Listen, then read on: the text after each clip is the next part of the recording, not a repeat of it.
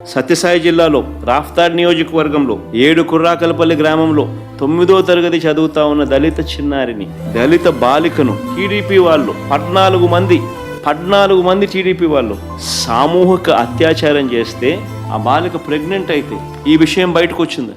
కనీసం ఫిర్యాదు కూడా ఇవ్వనివ్వకుండా టీడీపీ వాళ్ళు భయపెట్టిన మాట వాస్తవం కాదా అని అడుగుతా ఉన్నా. ఆ పాపకు పాపం తండ్రి కూడా లేడు. అలాంటి తండ్రి లేని ఆ కుటుంబాన్ని వీళ్ళు చేసిన పనులతో ఊరిడ్చిపెట్టి వెళ్ళిన మాట వాస్తవం కాదా అని అడుగుతా ఉన్నా.